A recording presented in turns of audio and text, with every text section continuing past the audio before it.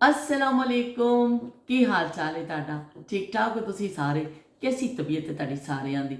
अल्लाह करे ਤੁਸੀਂ ਸਾਰੇ हंसते रहो ਤੇ बसते रहो।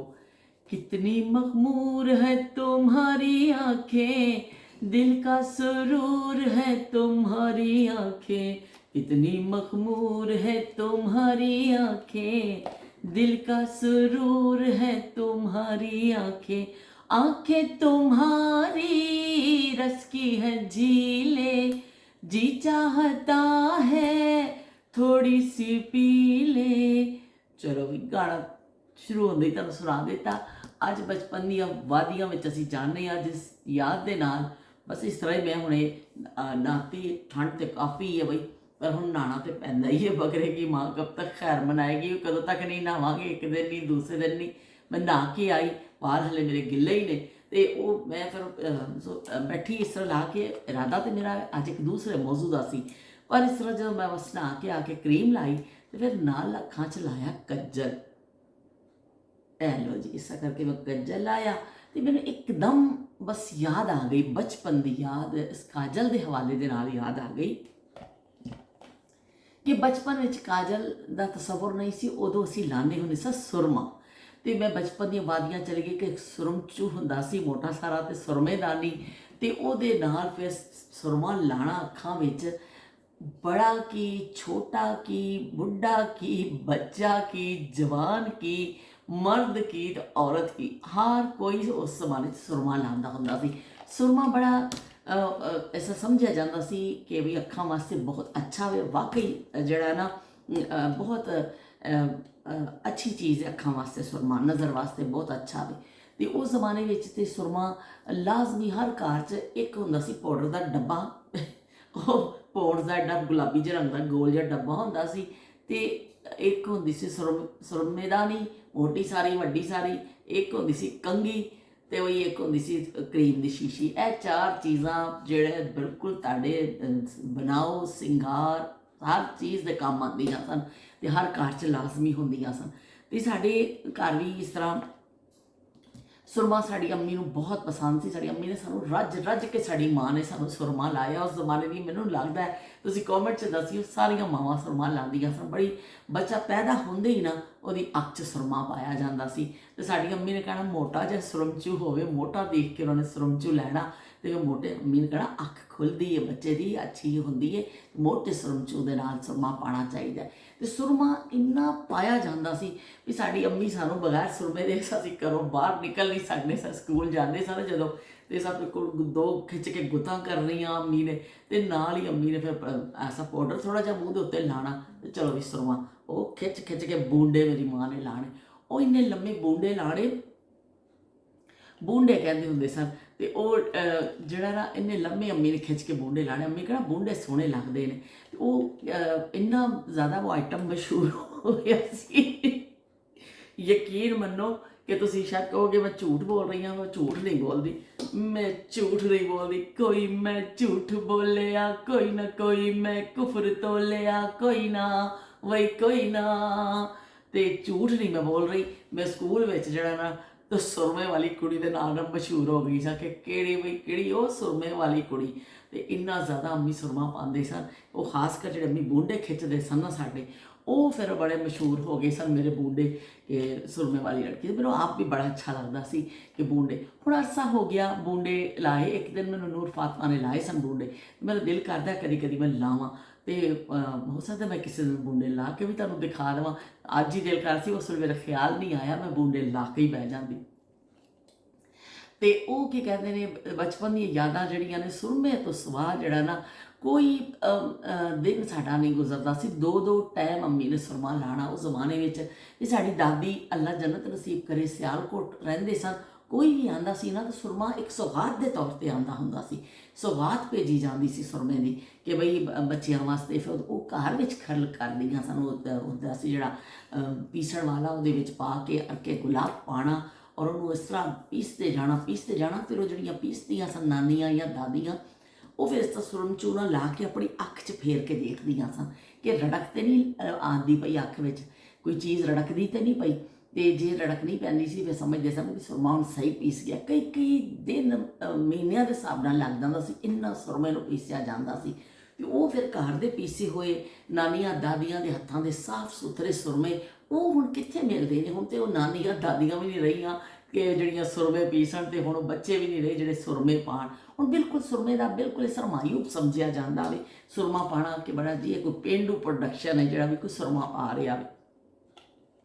ਉਸ ਜ਼ਮਾਨੇ 'ਚ ਸੁਰਮਾ ਮਰਦ ਵੀ ਬੜੇ ਸ਼ੌਕ ਨਾਲ ਪਾਉਂਦੇ ਸਨ। ਰਾਤ ਨੂੰ ਸੌਣ ਲੱਗੇ ਬੰਦਿਆਂ ਨੇ ਜ਼ਰੂਰ ਪਾਣਾ ਸੁਰਮਾ ਕਿ ਅੱਖ ਦੀ ਨਜ਼ਰ, ਔਰ ਵਾਕਈ ਉਸ ਜ਼ਮਾਨੇ 'ਚ ਤੁਸੀਂ ਦੇਖੋ ਕਿ ਨਜ਼ਰ ਦਾ ਚਸ਼ਮਾ ਬਹੁਤ ਘੱਟ ਹੁੰਦਾ ਸੀ, ਕਿ ਹਰ ਬੱਚਿਆਂ ਦੀ ਨਜ਼ਰ ਵੀ ਵੈਸੇ ਇਸ ਤਰ੍ਹਾਂ ਦੇਖਣ ਵਾਸਤੇ ਇਹ ਚੀਜ਼ਾਂ ਨਹੀਂ ਸਨ ਕਿ ਲੋਕ ਜਿਸ ਤਰ੍ਹਾਂ ਅੱਜ ਕੱਲ੍ਹ ਟੈਬਲੇਟਸ ਫੋਨ ਯੂਜ਼ ਕਰ ਰਹੇ ਨੇ, ਟੀਵੀ ਦੇਖ ਰਹੇ ਨੇ, ਸਕਰੀਨਸ 'ਤੇ ਨਜ਼ਰਾਂ ਨੇ, ਉਹ ਚੀਜ਼ ਵੀ ਨਹੀਂ ਸੀ। ਲੇਕਿਨ ਫਿਰ ਵੀ ਸੁਰਮੇ ਦਾ ਵੀ ਇਸ 'ਚ ਬੜਾ ਕਿਰਦਾਰ ਸੀ ਕਿ ਤੁਹਾਡੀ ਅੱਖ ਦੀ ਜਿਹੜੀ ਨਾ ਨਜ਼ਰ ਹੈ ਉਹ ਕਾਫੀ ਅਰਸਾ ਤੱਕ ਚੱਲਦੀ ਸੀ। ਲੋਕਾਂ ਦੇ ਬਹੁਤ ਕੋਈ ਬੁੱਢਾ ਹੁੰਦਾ ਸੀ, ਚਲੋ ਉਹਨੂੰ ਵੀ ਚਸ਼ਮੇ ਲੱਗ ਗਏ ਉਹਨੇ, ਤਾਂ ਬੁੱਢੇ ਬਾਬੇ ਨੇ 2 ਚਸ਼ਮੇ ਲਾ ਕੇ ਐਸਾ ਕਰਕੇ ਉਹ ਬਾਅਦ ਵਿੱਚ ਟੱਲੀ ਨਾਲ ਵੀ ਬੰਨ੍ਹ ਲੈਂਦੇ ਸਨ ਬੁੱਢੇ ਬਾਬੇ ਇਸ ਤਰ੍ਹਾਂ ਕਰਕੇ, ਤੇ ਉਹ ਟੱਲੀ ਨਾਲ ਬੰਨ੍ਹ ਲੈਂਦੇ ਹੁੰਦੇ ਸਨ ਤੇ ਉਹ ਚੱਲ ਜਾਂਦਾ ਸੀ। ਪਰ ਇਸ ਤਰ੍ਹਾਂ ਨਹੀਂ ਕਿ ਹਰ ਬੰਦੇ ਨੂੰ ਚਸ਼ਮਾ ਲੱਗਿਆ। ਅੱਜ ਹਰ ਘਰ ਵਿੱਚ ਹਰ ਬੱਚੇ ਤੱਕ ਨੂੰ ਚਸ਼ਮਾ ਲੱਗ ਗਿਆ।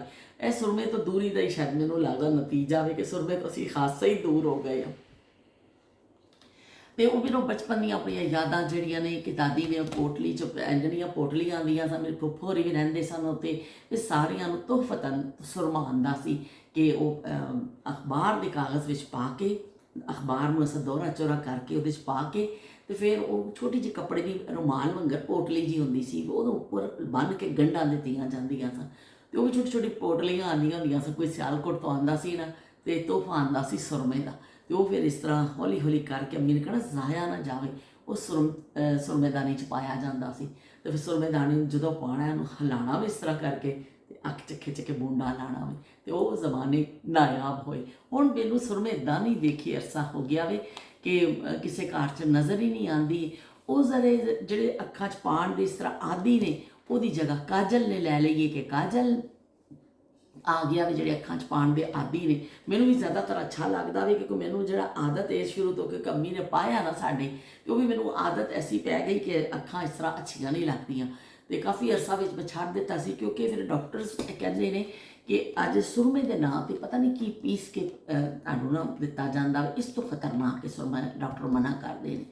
ਤੇ ਵਰਨਾ ਅਸਲੀ ਸੁਰਮਾ ਹੋਵੇ, ਸਹੀ ਸੁਰਮਾ ਹੋਵੇ, ਘਰ ਦਾ ਪੀਸਿਆ ਹੋਵੇ, ਉਹ ਮਤਲਬ ਖੁਦ ਕਰੋ ਜਾਂ ਕੋਈ ਤੁਹਾਡੇ ਕਿਸੇ ਅਜ਼ੀਜ਼ ਨੇ ਕੀਤਾ ਹੋਵੇ ਤਾਂ ਸੁਰਮਾ ਨੁਕਸਾਨਦੇਹ ਨਹੀਂ ਹੈ। ਲੇਕਿਨ ਸੁਰਮੇ ਦੇ ਨਾਂ 'ਤੇ ਅੱਜ ਫਰਾਡ ਇੰਨਾ ਜ਼ਿਆਦਾ ਵੇ, ਪਤਾ ਨਹੀਂ ਕੋਲਾ ਪੀਸ ਕੇ ਪਤਾ ਨਹੀਂ ਕੀ ਪੀ ਕੇ ਦੇ ਦਿੰਦੇ ਨੇ ਤੁਹਾਨੂੰ, ਤੇ ਇਸ ਤੋਂ ਫਿਰ ਡਰ ਵੀ ਲੱਗਦਾ ਵੇ ਕਿ ਪਤਾ ਨਹੀਂ ਨਜ਼ਰ ਨੂੰ ਉਲਟਾ ਫਾਇਦੇ ਤੋਂ ਬਜਾਏ ਨੁਕਸਾਨ ਹੋ ਜਾਂਦਾ ਵੇ।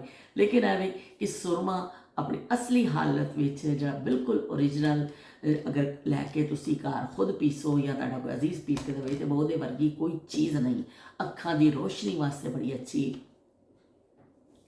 ਮੇਰੇ ਅੰਮਾ ਜੀ ਅੱਲਾ ਜੰਨਤ ਨਸੀਬ ਕਰੇ, ਮੇਰੀ ਸੱਸ ਵੀ ਜਦੋਂ ਤੱਕ ਜ਼ਿੰਦਾ ਰਹੀ, ਉਹਨਾਂ ਨੇ ਰਾਤ ਨੂੰ ਸੌਣ ਤੋਂ ਪਹਿਲੋਂ ਅੱਖਾਂ 'ਚ ਪਾਉਣਾ ਸੁਰਮਾ, ਤੇ ਸਿਰ 'ਤੇ ਲਾਣਾ ਸਰੋਂ ਦਾ ਤੇਲ, ਤਲੀਆਂ ਚਸਣੀਆਂ, ਤੇ ਉਹਨਾਂ ਨੇ ਫਿਰ ਸੌਣਾ। ਤੇ ਉਹ ਨਜ਼ਰ ਵਾਸਤੇ ਬਿਹਤਰੀਨ ਨੁਸਖੇ ਹੁੰਦੇ ਸਨ ਜਿਹੜੇ ਪੁਰਾਣੇ ਲੋਕ ਕਰਦੇ ਸਨ।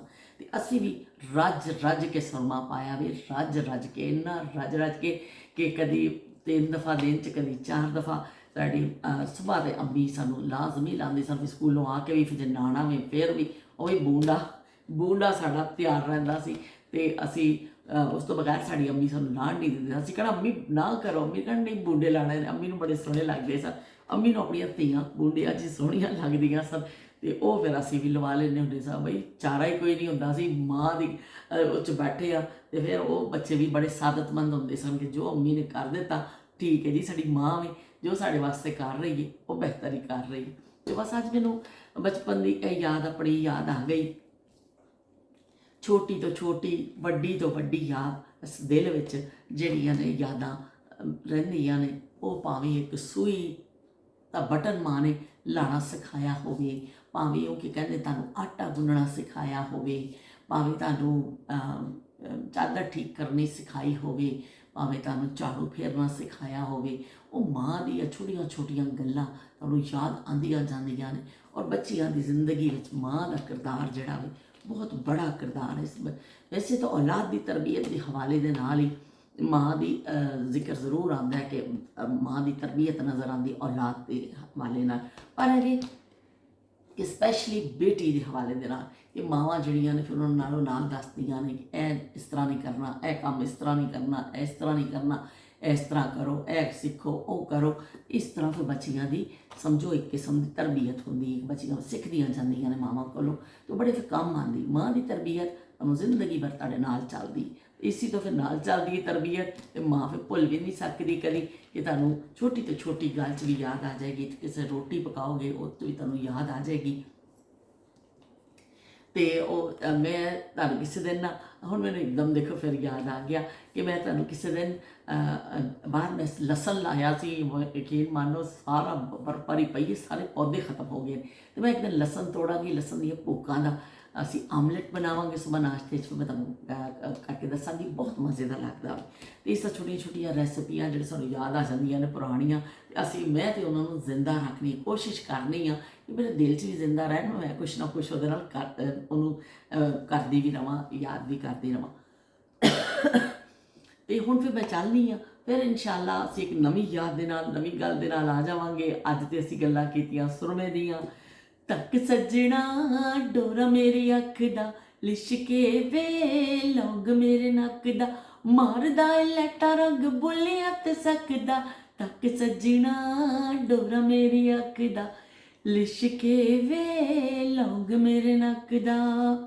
ਤੇ ਇਹ ਗਾਣਾ ਵੀ ਬੜਾ ਮਸ਼ਹੂਰ ਹੋਇਆ ਸੀ, ਤੱਕ ਸੱਜਣਾ ਡੋਰਾ ਮੇਰੀ ਅੱਖ ਦਾ। ਤੇ ਡੋਰਾ ਜਿਹੜਾ ਅੱਖ 'ਚ ਜਿਹੜੇ ਡੋਰੇ ਪੈਂਦੇ ਨੇ ਉਹ ਅੱਖਾਂ 'ਚ ਵੈਸੇ ਬੜੀਆਂ ਸੋਹਣੀਆਂ ਲੱਗਦੀਆਂ ਨੇ, ਬੜੀ ਪਿਆਰੀਆਂ ਲੱਗਦੀਆਂ। ਕੁਛ ਲੋਕ ਨਹੀਂ ਲਾਉਂਦੇ, ਕੁਛ ਲੋਕਾਂ ਨੂੰ ਬਿਲਕੁਲ ਪਸੰਦ ਨਹੀਂ, ਉਹ ਕਹਿੰਦੇ ਨਹੀਂ ਅਸੀਂ ਲਾਉਂਦੇ, ਲੇਕਿਨ ਮੈਨੂੰ ਬੜਾ ਪਸੰਦ ਹੈ ਅੱਖਾਂ ਵਿੱਚ ਕਾਜਲ ਲਾਉਣਾ ਜਾਂ ਅੱਖਾਂ ਵਿੱਚ ਸੁਰਮਾ ਲਾਉਣਾ। ਤੇ ਸੁਰਮਾ ਤਾਂ ਹੁਣ ਨਾਯਾਬ ਹੋ ਗਿਆ, ਕਦੀ ਮੈਨੂੰ ਮਿਲਿਆ ਹੀ ਨਹੀਂ ਹੈ ਕਿ ਮੈਂ ਕਿਤੋਂ ਲਾਵਾਂ। ਦਾਦੀ ਵੀ ਚਲੀ ਗਈ, ਮਾਂ ਵੀ ਚਲੀ ਗਈ, ਆਪ ਤੇ ਮੈਂ ਹੈਗੀ ਹਾਂ ਬਿਲਕੁਲ ਨਕੰਮੀ ਕਿ ਮੈਂ ਪੀਸ ਲਵਾਂ। ਅਤੇ ਇਸ ਤੋਂ ਹੁਣ ਅਸੀਂ ਉਹਦੀ ਜਗ੍ਹਾ ਆ ਗਿਆ ਸਾਡੀ ਕਾਜਲ ਆ ਕੇ ਆਵੇ, ਪਰ ਲਾਉਂਦੇ ਜ਼ਰੂਰ ਆ ਕਿਸੇ ਨਾ ਕਿਸੇ ਹਵਾਲੇ ਦੇ ਨਾਲ ਆਪਣੀ ਅੱਖ ਨੂੰ ਅਸੀਂ ਉਹ ਕਰ ਲੈਂਦੇ ਹਾਂ। ਚਲੋ ਮੈਂ ਕੱਲ੍ਹ ਇਸ ਤਰ੍ਹਾਂ ਕਰਾਂਗੀ, ਕੱਲ੍ਹ ਬੈਠਾਂਗੀ ਮੈਂ ਬੂੰਡੇ ਲਾ ਕੇ ਬੈਠਾਂਗੀ, ਐਸਾ ਬੂੰਡੇ ਬਣਾ ਕੇ ਆਪਣੀ ਮਾਂ ਦੀ ਯਾਦ ਨੂੰ ਮੈਂ ਫਿਰ ਸ਼ੇਅਰ ਕਰਾਂਗੀ। ਅਤੇ ਫਿਰ ਮਿਲਦੇ ਹਾਂ ਇਨਸ਼ਾਅੱਲਾ ਇੱਕ ਨਵੀਂ ਯਾਦ ਦੇ ਨਾਲ, ਨਵੀਂ ਗੱਲ ਦੇ ਨਾਲ।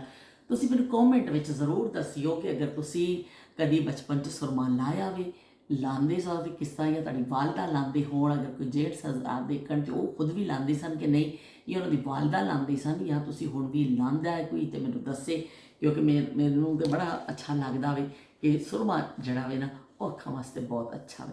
ਫਿਰ ਮਿਲਨੇ ਆ ਹੁਣ ਸੁਰਮਾ ਕਰਕੇ ਬਈ, ਅਤੇ ਖਾਸੀ ਗਰਦਾਨ ਹੋ ਗਈ ਸੁਰਮੇ ਦੀ। ਅਤੇ ਫਿਰ ਅਸੀਂ ਕਿਸੇ ਨਵੀਂ ਯਾਦ ਦੇ ਨਾਲ ਆ ਜਾਵਾਂਗੇ ਤੁਹਾਡੇ ਕੋਲ, ਅਤੇ ਫਿਰ ਅਸੀਂ ਇੱਕ ਨਵੀਂ ਪਟਾਰਾ ਖੋਲਾਂਗੇ, ਨਵੀਂ ਗੱਲਬਾਤ ਖੋਲਾਂਗੇ, ਅਤੇ ਯਾਦ ਕਰਾਂਗੇ ਆਪਣੇ ਜਾਣ ਵਾਲਿਆਂ ਨੂੰ, ਆਪਣੇ ਸੋਹਣੇ ਪਿਆਰਿਆਂ ਨੂੰ, ਜਿਹੜੇ ਸਾਡੇ ਦਿਲਾਂ ਵਿੱਚ ਵਸਦੇ ਨੇ, ਜਿਹੜੇ ਸਾਡੇ ਉਹ ਨਾਲ ਹਰ ਵੇਲੇ ਰਹਿੰਦੇ ਨੇ। ਮੈਂ ਇਨਸ਼ਾਅੱਲਾ ਪਾਕਿਸਤਾਨ ਜਾਣ ਦਾ ਬਣ ਰਿਹਾ ਪ੍ਰੋਗਰਾਮ, ਜਿੱਦਾਂ ਵੀ ਬਣਿਆ ਫਿਰ ਮੈਂ ਤੁਹਾਨੂੰ ਉੱਥੇ ਵੀ ਲੈ ਕੇ ਜਾਵਾਂਗੀ। ਉਸ ਕਬਰਸਤਾਨ 'ਚ ਵੀ ਮੈਂ ਜਾਵਾਂਗੀ ਜਿੱਥੇ ਮੇਰੇ ਅੰਮੀ ਅਤੇ ਅੱਬੂ ਸੁੱਤੇ ਪਏ ਨੇ, ਅਤੇ ਮੈਂ ਉੱਥੇ ਵੀ ਜਾਵਾਂਗੀ ਇਨਸ਼ਾਅੱਲਾ, ਅਤੇ ਉਹਨਾਂ ਦੇ ਕੋਲ ਵੀ ਮਿਲਣ ਜਾਵਾਂਗੀ, ਅਤੇ ਮੈਂ ਤੁਹਾਨੂੰ ਵੀ ਦਿਖਾਵਾਂਗੀ ਉਹਨਾਂ ਦੀ ਕਬਰਾਂ, ਅਤੇ ਉਹਨਾਂ ਦੇ ਜਿਹੜੇ ਆਖਰੀ ਜਿਹੜੀ ਨਹੀਂ ਪਤਾ ਨਹੀਂ ਕਿਸ ਹਾਲਤ 'ਚ ਹੋਣਗੀਆਂ। ਹੁਣ ਮੈਂ ਜਾਵਾਂਗੀ ਅਤੇ ਮੈਂ ਦੇਖਾਂਗੀ। ਬਹਿਰਹਾਲ ਮੈਂ ਬੜੀ ਥੋੜ੍ਹੀ ਜਿਹੀ ਅਫਸਰਦਾ ਹੋ ਗਈ ਹਾਂ, ਜਦੋਂ ਮਾਂ ਦਾ ਜ਼ਿਕਰ ਆਉਂਦਾ ਹੈ ਨਾ ਤਾਂ ਮੈਂ ਜ਼ਰੂਰ ਅਫਸਰਦਾ ਹੋ ਜਾਂਦੀ। ਅਤੇ ਫਿਰ ਇਨਸ਼ਾਅੱਲਾ ਮਿਲਦੇ ਹਾਂ ਅਸੀਂ। ਅੱਲਾ ਹਾਫਿਜ਼, ਤੇ ਰੱਬ ਰਾਖਾ। ਅਤੇ ਕੋਈ ਗਲਤੀ ਸ਼ਲਤੀ ਹੋਏ ਤਾਂ ਮਾफ़ ਕਰ ਦਈਓ ਬਈ, ਨਜ਼ਰ ਅੰਦਾਜ਼ ਕਰ ਦਈਓ।